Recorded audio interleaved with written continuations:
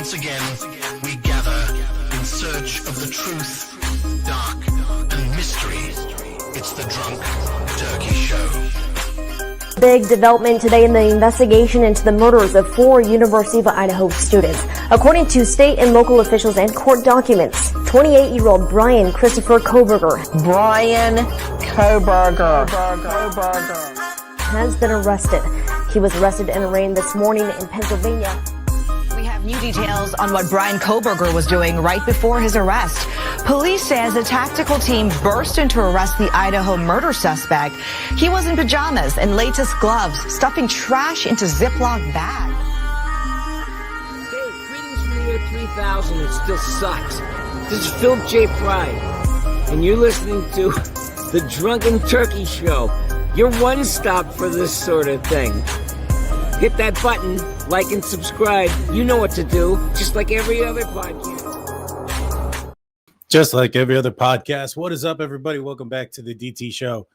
Today, we're going to go back into the Bryan Kohberger case. There's a lot of stuff that's dropping like crazy. And some new documents from the Idaho State Police have dropped.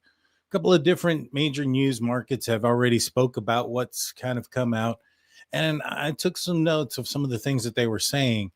And it's quite interesting. Now, I haven't myself gotten a hold of the actual documents, and so I'm not going to be able to go off of what the words are on the documents themselves.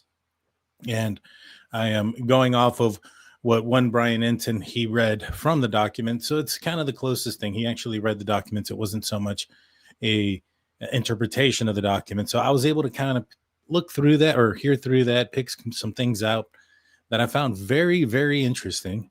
A lot of things that I called too, by the way. And some other things that maybe have my opinions changed on a couple of things. Especially like maybe perhaps the biggest part of all, how it went down that evening. I've been pretty consistent with the fact that I thought that Bryan Kohberger went up to the second floor, walked into Maddie's room first, and then opened Kaylee's bedroom. Although I've been confused by one thing, and that's the fact that there was a lack of blood on the doorknob on Kaylee's bedroom when we looked at the crime scene photos. So, you know, that one thing has bothered me. And we had Steve from True Crime Web, and based on what Bryan Enton read and some of the things that were in the documents that have come to light, I think I've now maybe perhaps can put those pieces together, which kind of clears up the picture a little bit. And maybe perhaps I was right earlier. And so we'll talk about that. We'll talk about how my theory has changed a little bit. There was also a couple of members from Cellmate that were on and Jeanette Levy's show earlier today, and they were talking about some of the things that they found. These were 2 folks that were going to be testifying in court against Bryan Kohberger and referencing some of the things in his activity on his phone and his laptop. So we'll be going through those things. But let's start off first with some of the things that Bryan Enton said that kind of maybe perhaps got my mind changed a little bit on some of the things and how some of the things went down that night. So it goes on to say that Dylan Mortenson, and this was an account from what she heard that night, goes on to say that Dylan Mortenson said that she heard between about 4 a.m. and 4:20, had heard Kaylee singing and playing music. She heard who she thought Kaylee was going up the stairs with Murphy, and then some frantically saying, "Someone's here," then going back down the stairs with Murphy, and could hear Murphy barking going at a distance. So first and foremost, that tells me, yes, that I think that Murphy, for one, it was the reason why that Xana got off of her TikTok. It wasn't necessarily any other reason. I don't think she heard what was going on upstairs. I don't think any of those things happened. The reason behind that is because she's singing and playing music on her way to the door. On her way to the stairway. It doesn't sound like she's concerned in that moment. So that tells me that indeed it was Murphy that interrupted her TikToking and what made her go up the stairs. Now, at this point, while she's heading in that direction, it sounds like she's maybe doesn't realize that somebody's there. I do think that she interrupts Bryan Kohberger up the stairs, and something still happens there. Now, Bryan Enton goes on to say that Dylan said that she heard what sounded like Doc Martens boots going down the stairs, and she thought that was Kaylee because she wore similar boots. However, we know that Xana was found just in her underwear and a sweater. She wasn't wearing boots. So it kind of tells you that what she was actually hearing was Bryan Kohberger walking down the stairs. Now, we went through some documents before, actually some articles that indicated that the shoe print, the van's shoe print on the second floor, actually turned out to be nothing that they can attribute to Bryan Kohberger. And when you look at the footprints that were outside from the crime scene photos, it doesn't really look or appear that those were Van's footprints in the boot or in the snow. It looks more like boot prints, in my opinion, just based on the overall shape of the shoe print. And I'll actually bring that up real quick so that you guys can kind of see that. As you can see, it just kind of looks more rounded toed, more rounded on the heel, more of an indication of a boot. And from what I understand, and based on what we found, and we'll talk a little bit more about it here in a second, these were found outside that morning. And this was a part of what they believe Bryan Kohberger's walkthrough that was also in the documents. All righty, so let's continue. Goes on to say that Bethany saw something like fireworks, and that when she heard "It's okay, I'm here to help" or something to that effect, what she actually heard, and this is what Dylan Mortenson actually heard, is "It's okay, Kaylee, I'm here for you." So this goes back to, all right, how did things go down? Now, I had thought a moment ago that there was an opportunity that Bryan Kohberger went into Kaylee's room first, and I thought maybe she was the actual target. And the reason behind that, and I said, was because of Murphy. In fact, I had Anjanette Levy on that live broadcast, and she kind of looked at me like, I think you're crazy on it. I think it's Maddie. And I said, well, the reason why I think there's a possibility that it could have been Kaylee was because Murphy is going up the stairs with Xana. And I thought, well, maybe there's the possibility that Bryan Kohberger opened Kaylee's door first. And that's what allowed Murphy to exit and to go and to interrupt Xana from her TikToking. But, excuse me, there's a lot of noise in the background. I apologize for that. Anywho, so I thought that that was a possibility that he opened up Kaylee's door first, maybe didn't notice Murphy, and then went to Maddie's room. And then at some point, Murphy went down the stairs. Now, after the warrant from Xana's TikTok came back and it showed 4:16 a.m. and this was after the PCA. I know a lot of people are going to say the PCA says 4:12. There's a warrant that came back from TikTok dated April 2023, indicating that it was about 4:16 a.m. Pacific Standard Time when she got off of the TikTok, which makes sense because relative to the time that the disturbance is being heard at 4:17, it wouldn't take very long for her to have gone from her bedroom halfway up the stairs and then back to her bedroom, especially if she was in a frantic or if she was panicking get back to Ethan. About a minute makes more sense than, getting disturbed on TikTok at 4:12 and then now there's 4 minutes for her to walk up a short distance and come back frantically. It doesn't make any sense.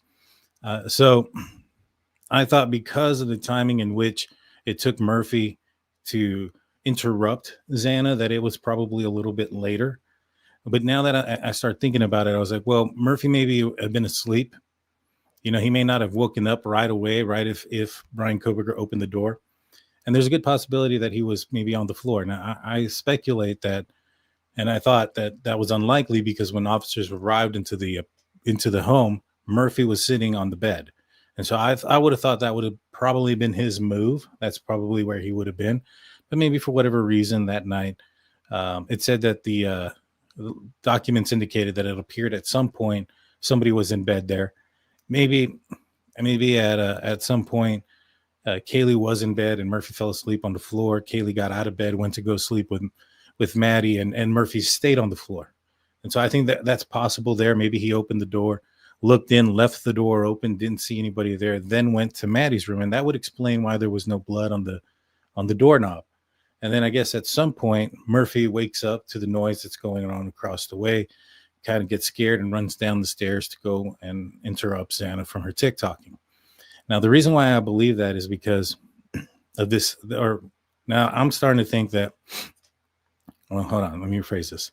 So my thoughts now are changing so he says, "It's okay, Kaylee, I'm here for you." So that means that he doesn't know that Kaylee is the person that is in Maddie's bedroom with him or with her. He doesn't know who that is. He sees the door open, and I'm assuming what he's thinking is that this is Kaylee because Xana's going up the stairs singing and dancing with Murphy. So that tells me that he didn't see Murphy inside of that bedroom.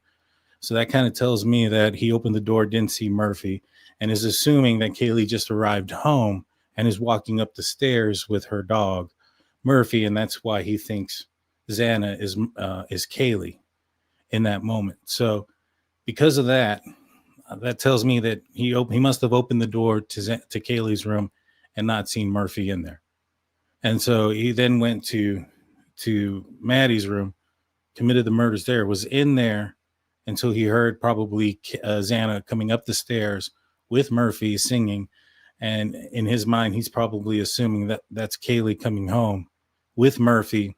He forgets the knife sheath because of this, and then there's an interaction there. I believe that they see each other in this moment. And the reason I believe that is because Xana runs to her boyfriend. Murphy runs outside.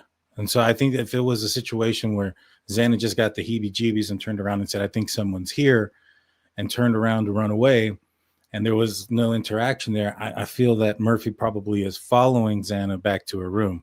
But that wasn't the case. He ran outside and began barking at about 5 seconds, 10 seconds before 4:17 a.m. According to the audio from the video from the neighbor's light source.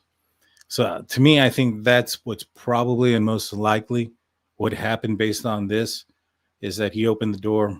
Murphy wasn't there, or he didn't see Murphy, went to Maddie's room, heard someone coming up, heard who he thought was probably Kaylee coming up the stairs with Murphy, went down after them and he chased her. And I think that means that there's a good indication that he had at least more than one target. I think that was most likely the situation, that he had more than one target. I had wondered why he had opened Kaylee's door if he had went into Maddie's room first, and he could have just walked past Kaylee's, but that wasn't the situation. And so I think that without the blood on the doorknob, because I wonder how he's opening that door without blood on it, because I think that if there was blood on the doorknob and they were able to test that, I think Bill Thompson would have been able to determine whether or not Bryan Kohberger went into that bedroom first or second. In an interview that he had, he said that he couldn't tell, and that was very well likely that he could have gone into Kaylee's room first and then into Maddie's room when discussing who was the target.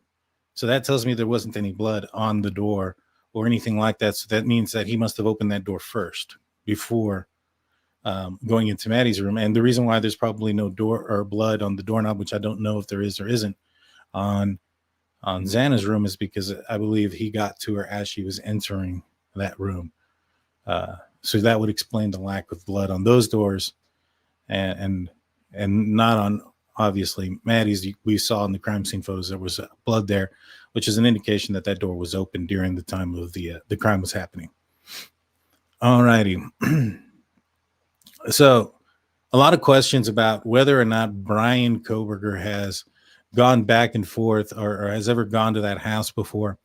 They talked about a situation Dylan did about a month prior, that they had gone out, and when they came back, the front door was open and the washer was on. They ended up going in there and getting some golf clubs to check the area or whatnot. Now, I found this interesting because they said that the door was wide open. They blamed it on the possibility of it being a snowstorm that went through. But again, one of Bryan Kohberger's MOs, and this goes back to when he was a child or a young adult, late teen, when he broke into his friend's house, was it Saba's house and the Bayless house, he would leave the doors open in those situations as well. And in this case here, every doorknob or every door you touched, it was only touched once. All of the doors were left open, and including Kaylee's and the back sliding glass door. So seeing the front door being open in that manner would be an indication that somebody went in there. And I believe they also indicated, or leaving the door open would be an indication that it could have been him per his MO of leaving the door open. And one of the biggest clues to that is the fact that Murphy was also missing, meaning that somebody who opened that front door also went up the stairs 3 floors and then opened Kaylee's door for Murphy to have gone out and gotten loose. The other interesting thing about it was that the washer was on. Now, they questioned whether or not it could have been them, but they were questioning it and they brought it up as a interesting aspect. I think that they knew they didn't have it on. And I think that this was something that sounds very similar to what Bryan Kohberger may have done with was it Na Young Ko? There you go, Na Young Ko. The other PhD student who was living at the Steptoe Apartments. She actually had her residence broken into, and somebody had rearranged her cosmetics on her toilet seat, and ended up putting I think it was like a cake she baked into a microwave. Now, I think this was a way to maybe perhaps get a sense of causing fear in people, and he wanting to see that and getting a probably some sort of gratification off of that. And so to me, I think turning on the washer while they were gone, it was something that they questioned. I think that may have been something to him to maybe some sort of a game to him, so to speak.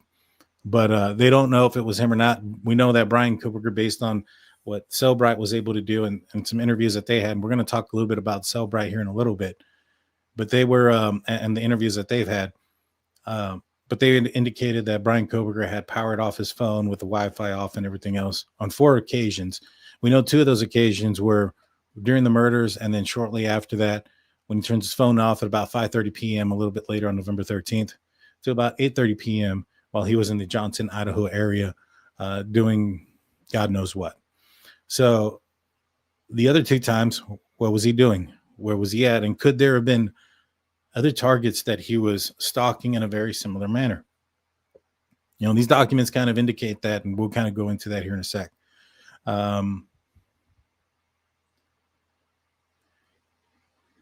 Let's see.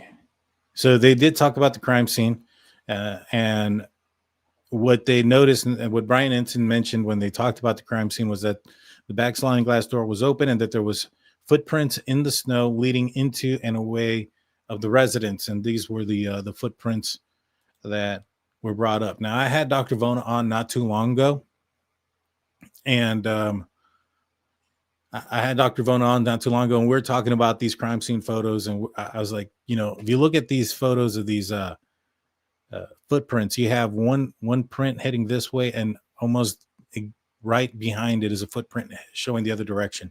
This was somebody that backtracked their steps directly. Now, remember, people are creatures of habits. And so just kind of remember that, because we'll get into that a little bit more in a second. But let's pull up this. This is a, let me make this bigger. This is the drone footage from the day of the investigation. This is November 13th. The snow back there. You can see in this back corner, you have the footprints on the right corner here in the screen. And one of the things that I mentioned when me and Dr. Vona had seen this, I said, man, those look like mechanical. This looked like a very straight line, almost like a robot. Oh, man, it went up and it's going to come down. Hopefully nobody gets dizzy on this, because it's going to do that again. All right, it's going to pan down and we're going to see this. It looked very robotic in the manner of which whoever was making these steps. I may have to rewind it a little bit. So right here in the corner, very mechanical, very robotic, backtracked his steps. And these were the steps that they believe were from Bryan Kohberger.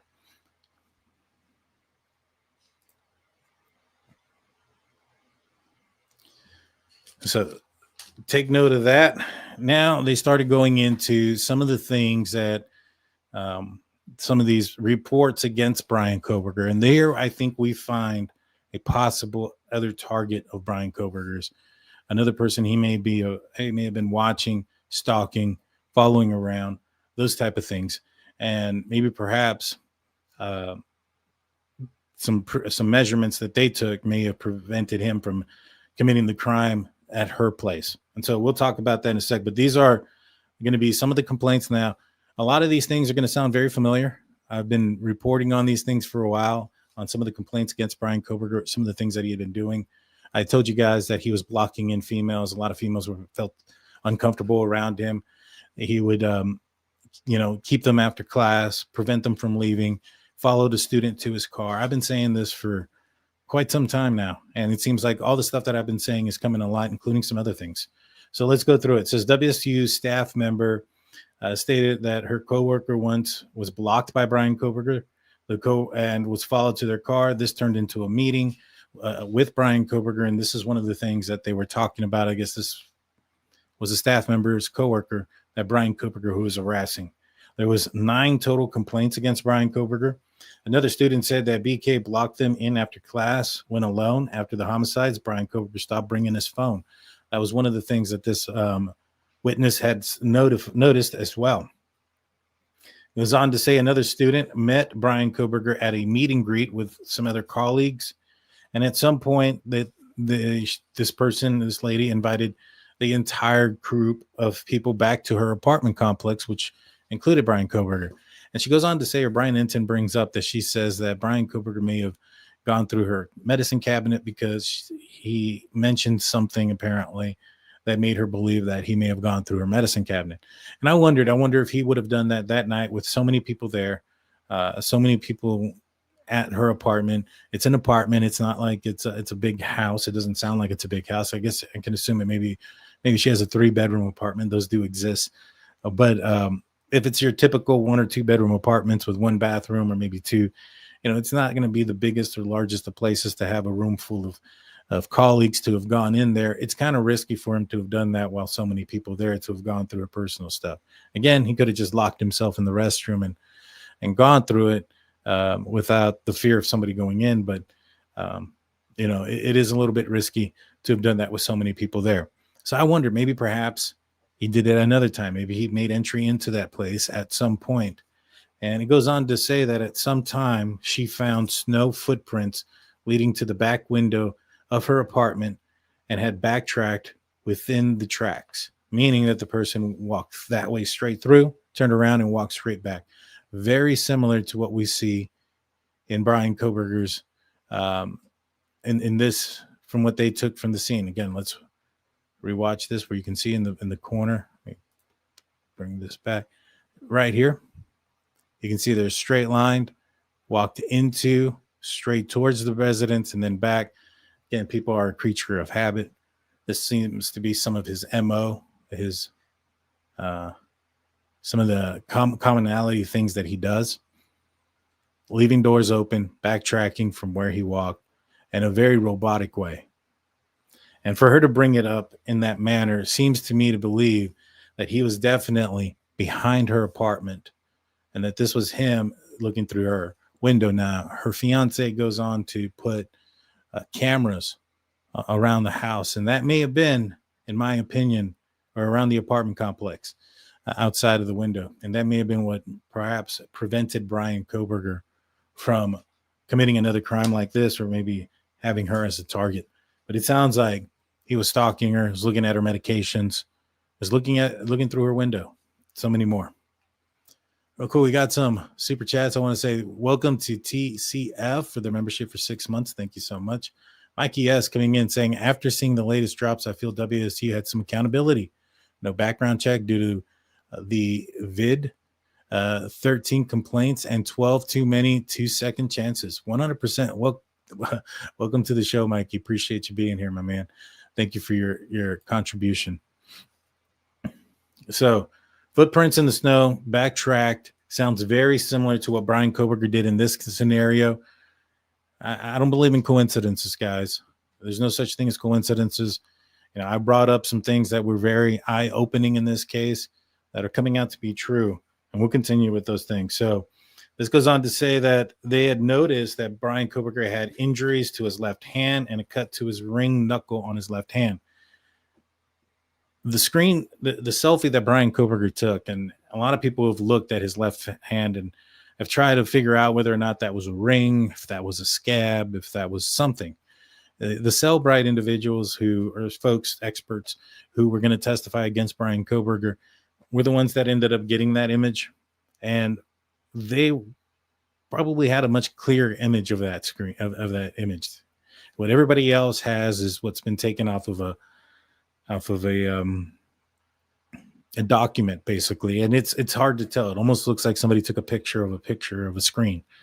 And so they probably had a better clarity. And what he said was that it was a Band-Aid on Bryan Kohberger's knuckle, and that his hand was super white and swollen, and that the whiteness was from an appearance of him washing his hand repeatedly. I thought that was interesting, and I thought that was very telling. When you look back at that image and you look at the ring finger there, but they noticed that in class. They also noticed that he had other injuries at other times. And so let's see. His classmates said that Bryan Kohberger obsessed with serial killers. And so that was also going to be brought in with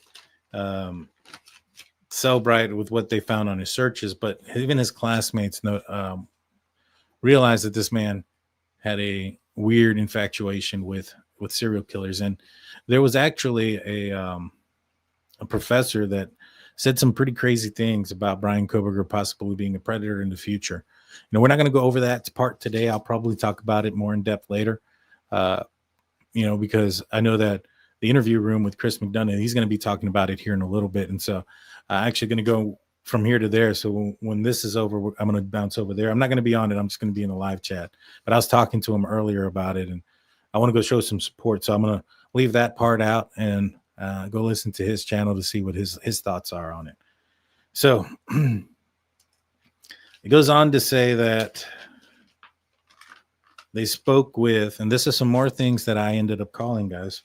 They spoke with an inmate of Bryan Kohberger's that was they interviewed a cellmate of his that was there at Latah County, and they talked about Bryan Kohberger's movements. Some of the things that he did was he watched the news about his arrest and said, "Wow, I'm on every channel." He was like, "Wow, I'm on every channel." But then he would change the channel when it was about him. He was infatuated, but then he would want to change the channel whenever his mom or dad or his sister or his friends started to be talked about. He wouldn't want to watch it. It was only about him that he wanted to watch. Then the cellmate said that Bryan Kohberger had told him that his favorite movie was American Psycho with Christian Bale. This was something that I thought that Bryan Kohberger had definitely watched. I felt that he was mimicking some of the things that Patrick Bateman was saying in his monologue in the very beginning. Bryan Kohberger talked about having a mask in his Tappa Talk when he was very young, and talk about having no feelings. There was nothing there. People were a sack of meat.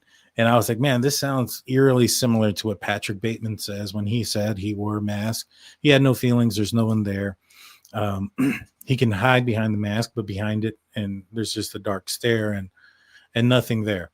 So to me, Bryan Kohberger has always been somewhat aware of his lack of remorse, lack of emotions, but I also think he was also searching for identity. And before it turned to serial killers, I think that he was searching for those identity or maybe some form of similarities in other people in the form of movies. And one of the things that really are characters in movies and possibly even in music, one of the things that made me think that was his comment about good birthing hips. That was from the movie Dark Shadows. That was with Johnny Depp.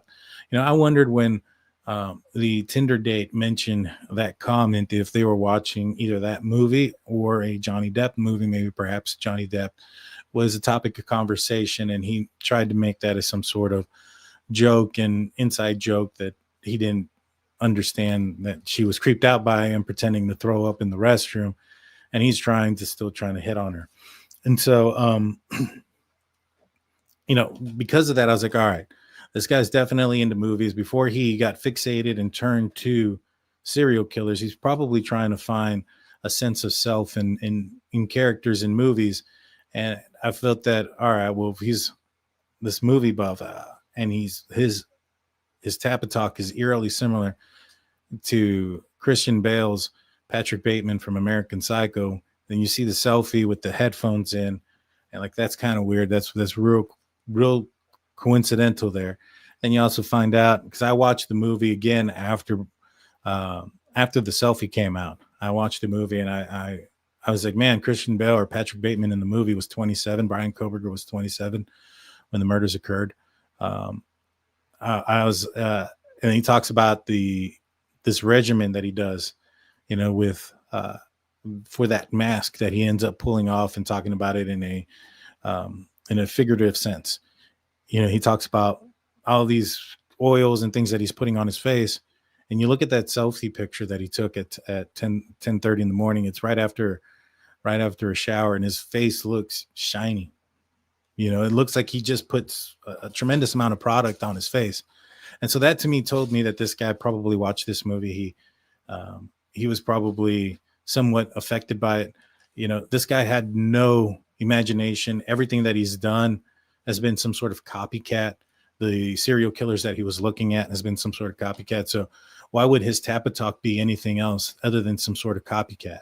And at that time, he's probably not, looking up. I mean, maybe he is, but he's not as in depth into the forensic aspect of criminal justice like he is in the future. And so it probably led from watching these slasher movies into, being, as he told the officers, fascinated and intrigued by criminal justice once he got to the cells. His search for self went from fictional characters to serial killers. And I believe that's kind of what led him down that path. But that's kind of what made me believe that this movie was a big part of his of who he was searching for in himself. And it seems like that ends up being the case. The Cellmate folks, the Barnharts, I think is, and I hope I got that name right. Yep, Bernhardt. What they said was Bryan Kohberger also took selfies. And in these selfies, he was flexing, and some of them he was half clothed. And the first thing that I thought is, man, that's very eerily similar to what Patrick Bateman was doing. He was very into himself, talked about his regimen, health regimen, losing weight and being thin and all these other things, and more into himself. And that even the Barnharts said it was very eerily similar to the American Psycho movie, Patrick Bateman, who was into himself and had similar poses as in the movie. And so more of an indication to me that Bryan Kohberger was searching for, I guess, similarities. And I mean, they talked about the Reddit that he put out there. If he's talking to other individuals who've committed violent crimes, he's probably finding some commonalities and probably feeling, and that's probably building him up more and more to what eventually would end up happening on the early morning hours of November 13, 2022. So let's continue. It does say that Bryan Kohberger would, as I mentioned before, he would watch himself. He was interested in himself, but eventually he would turn it away whenever his friends or his family were brought up. He eventually stopped watching the news and watched court TV and was very interested in the Murdoch trial. Now, a lot of people were like, well, why would he be interested in the Murdoch trial? It's a little bit different. Murdoch attacked his family for, money and trying to get out of certain situations and stuff like that. It's a lot different than what Bryan Kohberger did. But I think what probably interested him the most, if I would take a guess, was how they caught him. It was probably the fact that he lied about certain things. And that's probably, like I mentioned before, like the alibi situation, right?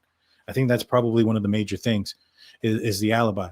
Like, he doesn't want to say where he was or any given time or day, because if he says that and then they find something that can prove he wasn't there or he was somewhere else, that shoots his entire alibi. And that's kind of what happened with Alex Murdoch.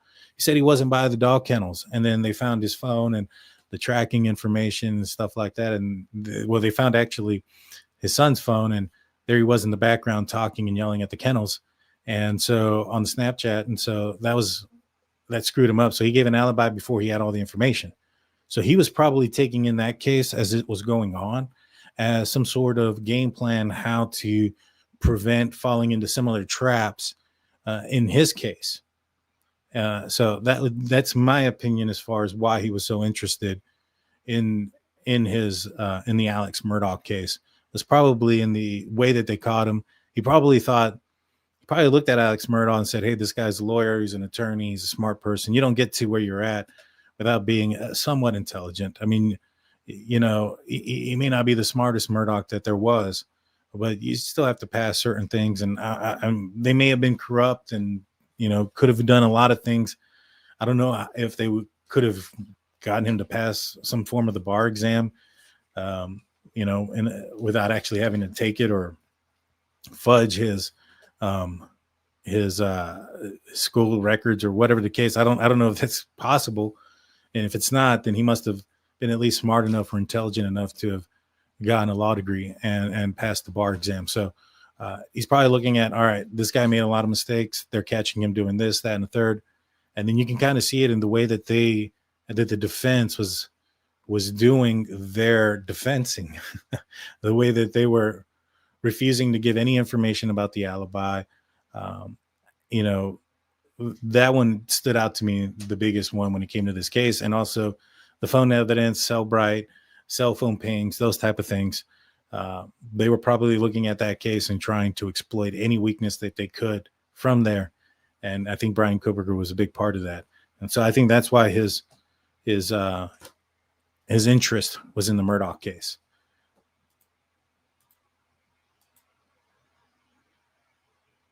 All right. So we have I Love Tacos saying, I wish his family would speak. I'm curious how he was when he was little and growing up. Was he ever normal, I wonder?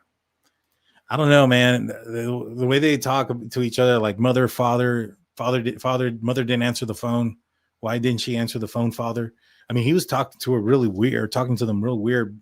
The Cellbrite folks were like, man, this is like very eerily like Norman Bates type of stuff. And I'm like, yeah, it very much seems like it. Jordan comes in with 199. Happy Friday. Happy Friday to you as well. Justin Moto comes in saying, love your channel, brother. Thank you. Appreciate it, man. Oh, yeah, we got that one already. Thank you. And then Mikey comes in with one Drunk Turkey Show gifted membership. Appreciate you guys. You guys rock. I appreciate everybody. All righty. So that's my thoughts on the Alex Murdoch case and why he was looking at it. The next thing we're going to talk about is going to be about Cellbrite. So it was Heather and Jared Bernhardt. They talked about he only had two devices. One was going to be a laptop. The other one was going to be a cell phone. Now, this is something different. This was outside of Brian Ensign. This is another interview that the Bernhardts did with Crime and Law Network. So I got some pieces out of that one as well, and I thought that they were pretty interesting. It says here that Bryan Kohberger studied several serial killers, Ted Bundy, Lonely Hearts, killer Harvey Glateman, who was from the 1950s. A lot of these guys kidnapped and forcibly assaulted sexually a lot of their victims, a lot of the serial killers that he was looking at. So it kind of tells me, and we find out a little bit earlier with Dylan's comments, this all is indicated to me that Bryan Kohberger left there probably a lot sooner than he wanted. Dylan mentioned that she called out, and she said that she felt that he would have known because she was calling the victims' phones while he was still there, and she called out while he was there, and that she saw a cylindrical object with a possible triangular object or bottom end to whatever it was that he was carrying. So it's real weird, real weird. I got to do a lot of thinking about what those objects could be, what he could be carrying in and out of that house, because he would have had to have carried it in, right? Unless he stole something, unless that's something he stole, and they just don't know what it is. But he must have carried it in, which is another reason why I feel he probably did not realize he left the knife sheath until much later, in my opinion. I don't think he knew. I think his searches for K-bar knives and sheaths, I think he probably discarded the evidence fairly quickly and wasn't aware that it wasn't in that discardedness of if he buried it. I don't think he realized it wasn't there, in my opinion. And I'll explain that in a little bit. So they go on to say that he also studied from the 1970s to the 80s, Robert Henson, and he was in Alaska. He studied Tommy Lynn Sales. And then obviously we talked about Danny Rawling, which had a lot of similarities to what Bryan Kohberger did. Wore all black, went in through sliding glass doors, used a K-bar knife, and he was the inspiration for the movie Scream, another slasher film, another movie that, again, that I believe Bryan Kohberger was probably fixated on, probably found some sort of inspiration, found some sort of connection or feelings towards. You know, when you look back at what he was wearing, all black, things like that, maybe perhaps there was some sort of Scream aspect to what he did. They talked about that Bryan Kohberger's adult site searches were all having to do with non-consent, whether it was drugged, whether it was forced, drunk, sleeping, those type of things. None of his adult site searches had anything to do with consensual actions. All of them were non-consent. It's pretty telling. Talks a lot about how he was able to erase much of his search history and things like that. And what they were able to do and to determine this was like between October 12th and November 16th, especially like in his work computer, much was missing. So much was missing. And they knew that was at the height of the moment of when you're supposed to be utilizing your work or your school computer for school work. And they knew that he was doing that because there was activity showing that he opened the browser, he did certain things, there was downloads and stuff that they were able to find, but they couldn't find a lot of the things he was searching. And so when they asked them, did he ever search up the victims? And they said yes, but they couldn't tell before November 16th because everything was wiped out. So he very much well, and most likely because of the fact that it was completely wiped out, meant that he was hiding it. Obviously, he was searching them. He probably had a lot of things on his phone during that time. It's just unfortunate that they were unable to retrieve that, as they weren't able to retrieve a lot of things. They also were able to clarify that the Mad Greek situation that we read on the Independent reported that Bryan Kohberger's phone had logs on it for the Wi-Fi with Mad Greek, and that wasn't the case. What they found was that he put at some point like restaurants near me, and Mad Greek had popped out and it had their information, like phone number, address, things of that nature. Now, what she said was he could have done that in Moscow, restaurants around me, or he could have done that in Pullman, restaurants in Moscow, and it would have popped up. They did say that the defense team was not appreciative of this. They didn't like it. And so they thought that they were on the track for something, but it does appear that he had at one point had, at the very least, Mad Greek pulled up on his phone, looking at it as a destination per se for something that he searched. Did he go there? They don't know. Did he connect to the Wi-Fi? They said that there was no evidence of that. So let's continue. Then they start talking about that. Well, they say that there was, for somebody who said that they were stargazing, they found 0 pictures of stars ever on his phone. 0 pictures of stars. Take that one as a weird thing, right? They did say that he called his parents every day from early to bedtime. He called his mom, mother, his father, sister, sister, and he had some other weird names. Like he only had 18 contacts, and one of them was girl I ran with, other girl I ran with. You know, some weird things instead of actually putting in their names, stripping them of their identity, in my opinion. You know, it goes back to identity and control with this guy. This is why I highly doubt that he ever threw anything in the river. In my opinion, he buried it somewhere, or he has it somewhere hidden, most likely buried, because he can control that. If he throws the knife in the river, he can't control that anymore. It's gone. He can't. It's not like he can revisit it or anything like that. You know, putting it in a certain place where he knows where it's at, even if he doesn't go back for it forever, he knows where it's at. It belongs to him. It's his. He controls it. That's why I think that's there. But He calls his mom mother, father, sister. He strips them of their identity because he feels no identity of his own, in my opinion. But he's constantly attached to his father and his mother, texting them throughout the entire day, calling them throughout the entire day, including the day November 13th, about 5:30 in the morning, 6:30 in the morning, local time to Bryan Kohberger. He's calling and going off and on throughout the entire day. Sorry about that if I got loud. Now they do mention, and this one's interesting, that at a certain point on one of his searches, that Bryan Kohberger sees a news article that says they're looking for a white Elantra. He then immediately searches car detailing places and then starts shopping for used cars. I told you guys that I felt that bolo on December 7th is what really started to set him off. That's what got him nervous. Up to that point, he was charming at the doctor's office. He was at the DMV making up conversation, saying how horrific it was that the murderer was still out there and that it was crazy that he was amongst them, those type of things.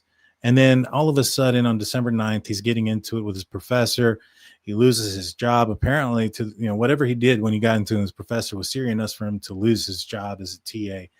And then he's able to convince his parents to change their plans, which was most likely for him, Bryan Kohberger, to have flown out to Pennsylvania, to now have his father fly out immediately from December 10th to December 11th is when he purchases the ticket. Michael Kohberger, December 11th, he flies out cross country to Bryan Kohberger, and in an attempt for Bryan, at least in my opinion, to get that car out of there as soon as possible. He was aware that they were following him, and this is also when his searches for K-bar knives and knife sheaths cease. So up to this point, in my opinion, he probably thought there was no evidence that tied him to the case and that they weren't on him. So in my opinion, that searching for the knife sheath and the sheath, or another sheath, is an attempt to probably commit another crime versus replacing said knife, because he stops doing it once the bolo comes out about his vehicle. He no longer searches for it once he flees Idaho. All those searches for K-bar knives and knife sheaths are while he was in Moscow, or while he was in Pullman, Washington. So to me, he's panicked. He's taken off. He's taken off with the car. Dad also purchased a ticket to fly back, so he did intend on coming back. But I wouldn't be surprised if Bryan Kohberger's intention was to sell the Elantra out in the Northeast, cross country, far away, and then drive back with Dad with a new car for the spring semester, and try to get another one past law enforcement. But he panicked, and like I told you guys, I think that's what got him to leave, and he created a situation so that his father would go help him, and in a way take the vehicle that he used to flee the murder, to get out of that area. All right, so let's see. They did go on to say that on Christmas, Bryan Kohberger searched for serial killers for an extended period of time, for a long period of time. And what he was searching for was their timelines from their upbringing all the way to the time that they got caught, and was just constantly going over multiple serial killers, one at a time. And then they also go into they talk about the photos, which we already talked about, with his hand and the Band-Aid and things like that. They also brought up the selfies where he's flexing, and brought up the movie American Psycho, which isn't, like I mentioned before, was something that I brought up that I thought that he had seen. He downloaded police updates and read on the news about police searching for the white Elantra, within minutes shopping for used cars and car detailing. That was the last thing I put on there. So in all, in my opinion, pretty clear indication of Bryan Kohberger feeling super confident. They talked about, we've read these things about his experiences with, at school. He was doing better. Remember, he was although not perfect, was doing better. And then something happened on December 9th. And I think that's when he realized that they were onto him, that they saw his vehicle, and he freaked out and he panicked.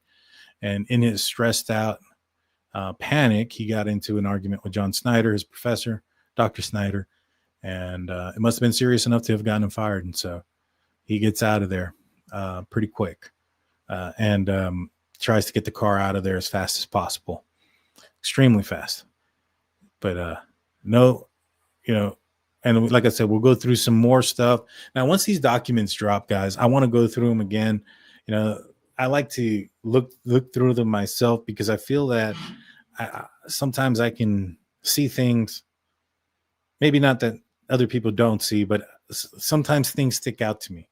And when they stick out to me, I can kind of put them in that puzzle piece or connect that dot somewhere that maybe perhaps maybe overlooked. So I'm still going to go through them to see if there's anything else.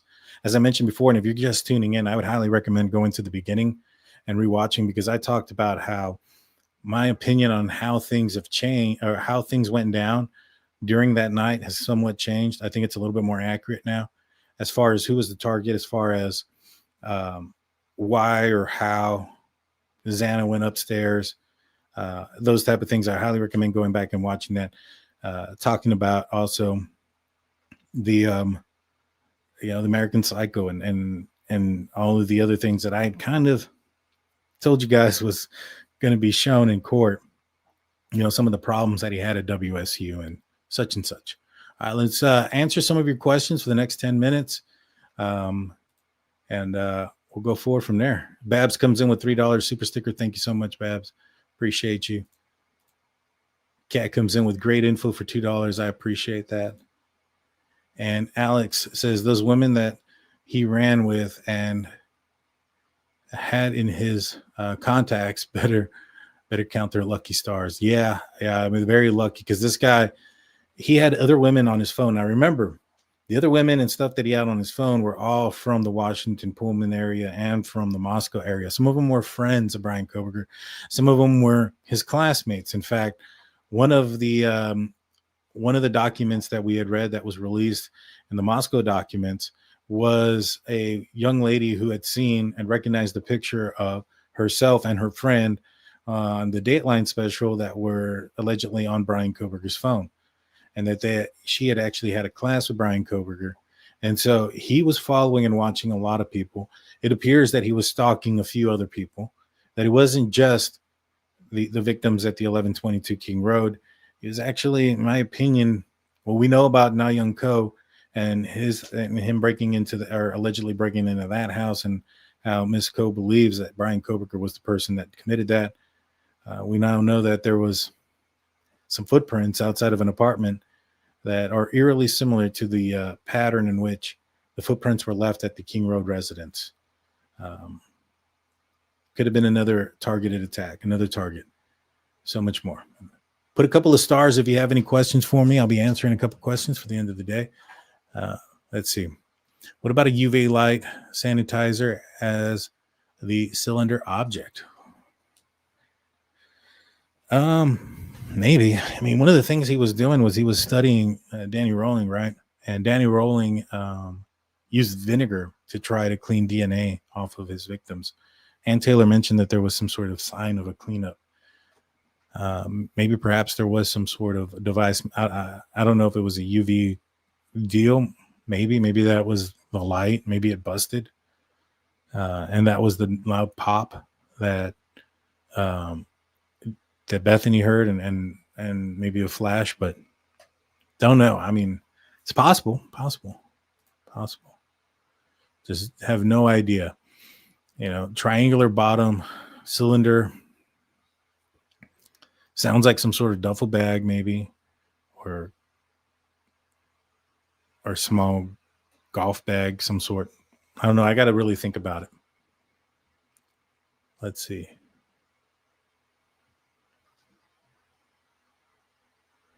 So knowing the weapon in the water, it leaves too much up to chance in the future. He would want to know exactly where those items were and that they were safe and all definite in times indefinitely. Water prevents that. I agree. Hey, what's going on? Warning label, Nina. Good to see you. Put a couple stars, guys, if you have questions for me. I'd appreciate that. Or comments that you want me to read. As long as they're not something weird, I'll read them. Do you think the video of him in prison is real? Yes, I do. 100%. 100% real. The fall was terrifying. Check it out, people. It's long but good.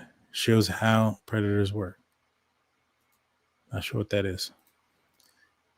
Upside down K-bar, cylinder at the top, triangular at the bottom, wrapped in something. Yeah, that's possible. It's very plausible that maybe it was some, I know that they said that there was some sort of arrow pointing out or a vacuum attachment that was pointing out the top. It sounds like it could have been the K-bar knife. I would assume that it was pointing down and what they saw was the handle. So, not necessarily the blade. But thank you. Why is his prison cell so large? I don't know.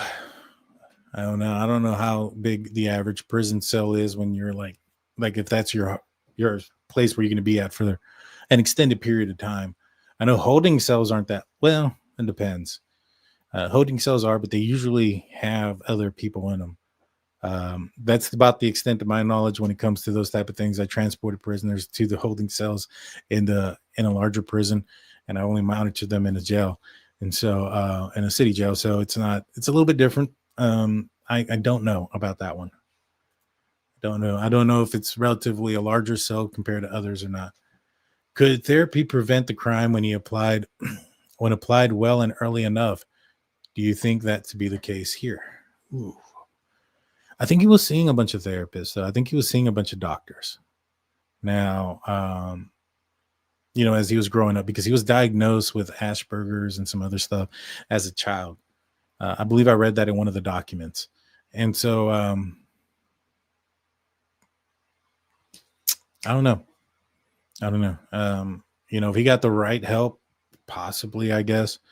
I don't think there's any evidence out there yet of a weird upbringing like Danny Rawlings, who had, his dad nearly beat him to death several times.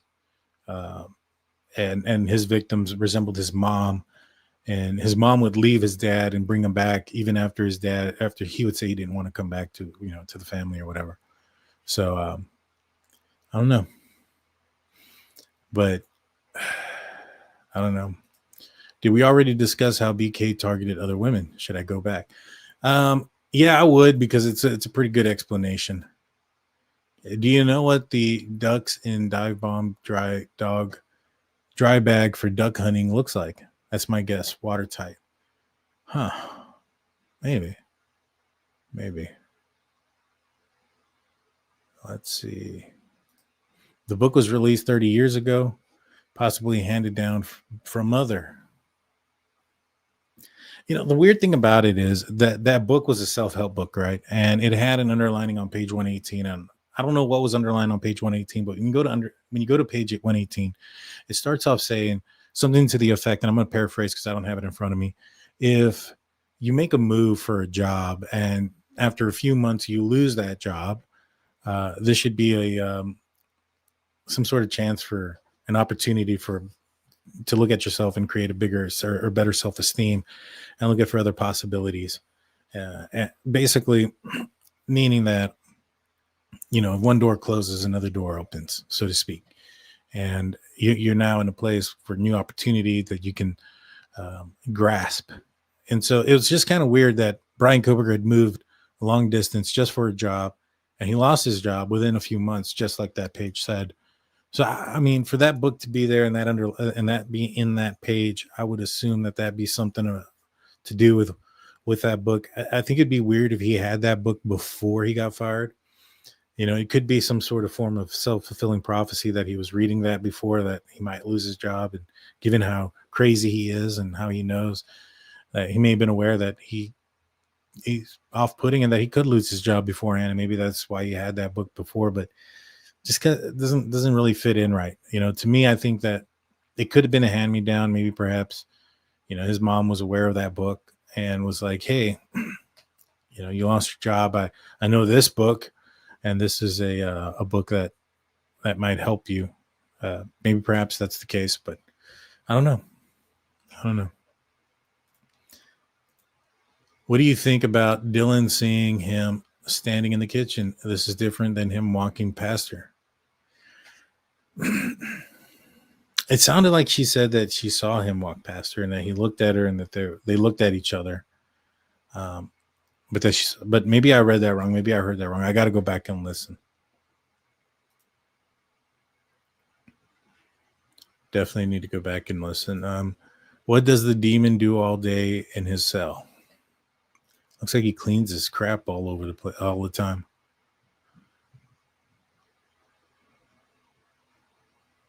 What book? The book was the page 118 was on.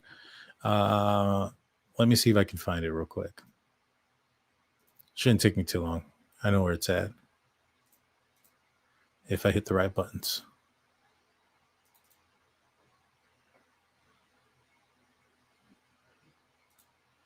It is this book. It is Feel the Fear and Do It Anyway. And it says, if the outcome of your choosing to move to a new job is for you to lose that job within a few months, you now see you will have an opportunity to strengthen your self-esteem by facing the storm, regrouping your inner forces, reaching out once again to find new and perhaps more satisfying position. Basically, when one door closes, another one opens in a bunch of different words. But this is the book that had the underlining. It wasn't a serial killer book or anything like that. Dan, do you think BK used that item to hit Kaylee in the face with? Maybe he used the bottom of it. It seems heavy. Which item? The K-bar knife? The bottom end of it? I think he probably did. It would have created the markings of the horizontal markings. You know, if he kind of did grabbed it and like, I don't remember what this kind of punch is. Open-handed, I guess is what it's called, more with the palm of your hand. With the handle of the K-bar, probably what busted the teeth and made those lines. Let's see.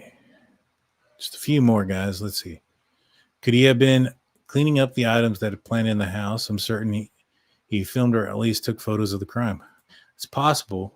I know that when me and Steve from True Crime had looked at the crime scene photos, there was what he said that the blood in the right there at the foot of the bed in Madison's room appeared to be like it was like force was applied there, like whether he shook off or shook his arm and the blood splattered on the floor that way, or as I think is he like cleaned off the knife, and when he did that with the knife, it splattered on the floor. I think that may be what we were looking at. So it's a possibility he did. All right. Said the new dogs that they looked at each other in the eyes. Yeah. All righty, guys. Well, we're about 8:04. I'm going to be jumping off. Please hit the like button, subscribe, ring that notification bell. I'm going to be jumping on over to the interview room. He's going to be talking about the professor and what they were thinking. Let them know that I sent you guys over there. Say, hey, we're coming from the DT show. I'm going to be in the live chat. I'm not going to be I'm not coming out on his show. I'm going to be in the live chat watching it. I'm interested in their perception of what a professor warned about Bryan Kohberger. Go watch that. Check out, but like, comment, and subscribe here first. Without further ado, we're out of here. We'll see you guys probably sometime this weekend, maybe Sunday. Until then, peace out, guys.